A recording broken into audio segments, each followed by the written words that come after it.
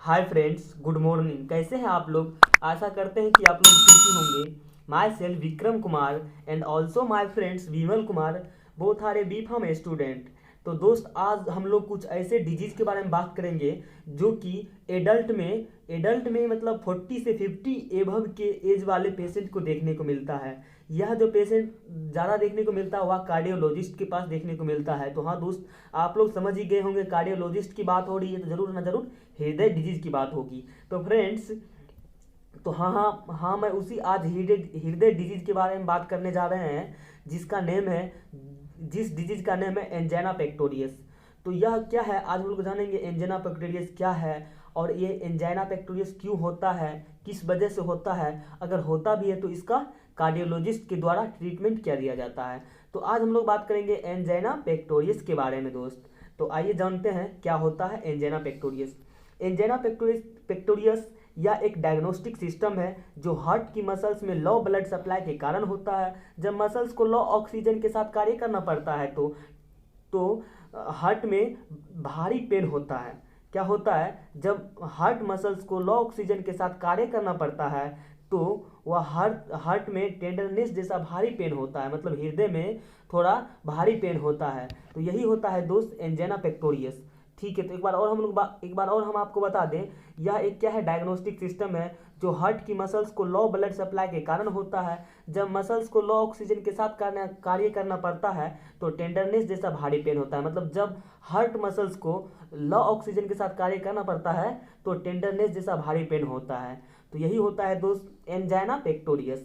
यह एक हृदय रोग डिजीज है एंजाइना पेक्टोरियस। अब हम लोग बात करेंगे दोस्त, एंजाइना पेक्टोरियस का कारण क्या है, काउजेज क्या है या किस किस कारण से हो सकता है। तो इसका मुख्यतः 4 कारण है। देखिए, हम लोग बात करेंगे मुख्यतः यह 4 कारण से हो सकता है। इसे मुख्यतः यह जो है, यह एटेरियोस्क्लेरोसिस में होता है, हाई ब्लड प्रेशर के कारण भी हो सकता है, सीवियर एन्यूरिज्म मतलब धमनी विस्फार के कारण भी हो सकता है, उसके बाद एरियोटिक एन्यूरिज्म मतलब महाधमनी का बढ़ जाना। यही सब इसके 4 कारण हो सकते हैं जो कि मेन कारण है, देखने को मिलते हैं। अब बात करेंगे दोस्त कि इसकी साइन एंड सिम्टम्स क्या होती है। जब एंजाइना पेक्टोरियस किसी भी पेशेंट को होता है तो वह क्या क्या सिम्टम्स दिखाता है। तो हम लोग बात करेंगे इसकी साइन एंड सिम्टम्स की।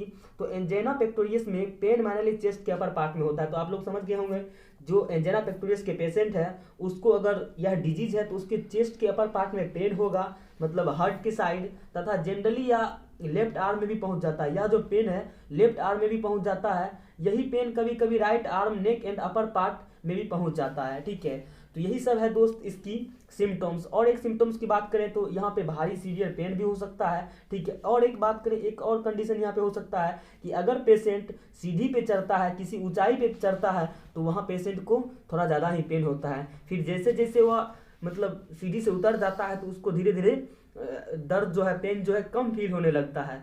तथा यह जो है लेफ्ट साइड चेस्ट पेन के साथ पेशेंट को स्वेलिंग, स्वीटिंग तथा और एंजाइना का लक्षण है। अगर पेशेंट जो है एंजाइना पेक्टोरियस से ग्रसित है तो उसको लेफ्ट साइड चेस्ट पेन तो होगा ही, साथ ही पेशेंट को स्वीटिंग जैसा फील होगा एनी टाइम।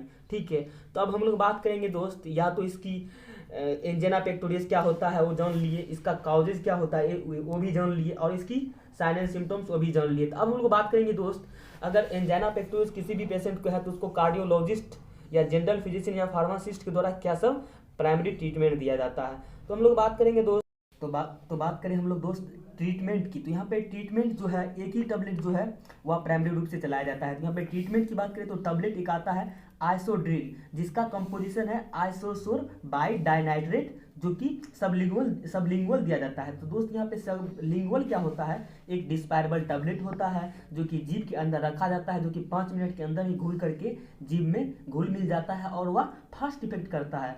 वैसा टैबलेट जो डिस्पायरेबल होता है, जीभ के अंदर रख करके उसे घुलाया जाता है, खुद से भी घुल जाता है, जो घुल करके फास्ट इफेक्ट देता है उसे सबलिंगुअल टैबलेट कहते हैं। तो वही टैबलेट आइसोसोर बाई डाइनाइट्रेट को दिया जाता है। इस टैबलेट के देने के बाद 30 मिनट तक आराम हो जाता है। अगर 30 मिनट तक आराम ना होने पर फिर से इसी टैबलेट को, टैबलेट आइसोसोर बाई डाइनाइट्रेट 5 mg को दोबारा रिपीट किया जाता है। तब तक दोबारा रिपीट करने के बाद तब तक जो है पेशेंट को 90% रिलीफ हो जाता है, 90% ठीक हो जाता है। अगर तब भी ठीक ना हो तो बात किया जाए, अगर दोबारा देने के बाद भी तब तक ठीक नहीं हुआ पेशेंट, तो उसको क्या किया जाए, तो सेल्फ से कुछ नहीं करना है। टैबलेट आइसोसोरबाइड को दे देने के बाद दोबारा अगर जब हम दे देते हैं तब भी अगर पेशेंट को रिलीफ नहीं मिलता है तो उसको सिर्फ एक ही उपाय बचता है कि उसे ज़्यादा से ज़्यादा सेल्फ से कुछ ना करे। कोई भी आरएमपी डॉक्टर या प्राइमरी हेल्थ केयर जो प्रैक्टिशनर वह सेल्फ से कुछ नहीं करे, उसको फर्दर इन्वेस्टिगेशन के लिए एक बेस्ट कार्डियोलॉजिस्ट को रेफर करें। थैंक यू, धन्यवाद। यह थी इसकी एक छोटा सा ट्रीटमेंट। तो यह वीडियो सिर्फ और सिर्फ एक मेडिकल स्टूडेंट को नॉलेज पर्पज़ के लिए बनाया जाता है। कोई भी इस वीडियो को देख करके सेल्फ से डायग्नोसिस या मेडिसिन या सेल्फ ट्रीटमेंट, सेल्फ मेडिकेशन ना करें, अदरवाइज आपको खतरा हो सकता है। थैंक यू, धन्यवाद।